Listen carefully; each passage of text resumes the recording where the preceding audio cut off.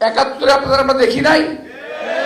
আমরা তো মুক্তিযুদ্ধকে দেশ স্বাধীন করেছি, তোমরা কি স্বাধীন করেছো? আমরা মুক্তিযুদ্ধের পর যা যা কাজে ফেরত গিয়েছিলাম আমরা কি বলি নাই আমাদের মন্ত্রী বানাতে হবে? ইলেকশনে আপনাদের বলার কিছু নাই।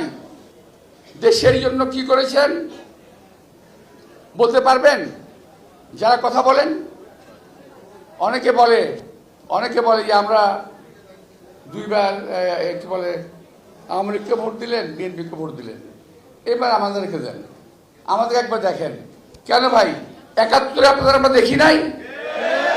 কিভাবে মানুষকে কচুকারা করেছেন, কিভাবে দালালি করেছেন, কিভাবে আমার মা বোনদের ইজ্জত হানি করেছেন, এটা কি আমরা একাত্তরে দেখি নাই? আবার আরেকজন বলে কি জানেন, ওদের বলার কিছু নাই, বলে আমরা কি একটা যোদ্ধা, বলে ওরা যোদ্ধা, একটা যোদ্ধা ওরা, আমরা মুক্তিযোদ্ধা, ওরা আর একটা যোদ্ধা। ভাই আমরা তো মুক্তিযুদ্ধকে দেশ স্বাধীন করেছি, তোমরা কি স্বাধীন করেছো?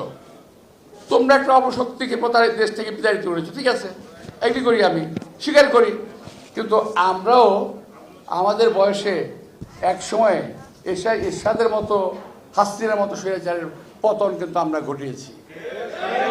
আমরা বলি নাই এই জন্য আমাদেরকে মন্ত্রী বানাতে হবে।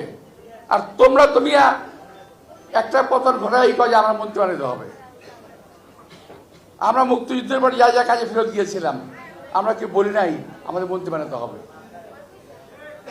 আমরা যা যা কাজে ফিরে চলে গেছি। আমরা কলেজে পড়তাম, ইউনিভার্সিটিতে পড়তাম, সে পড়াশোনা করতে চলে গেছি।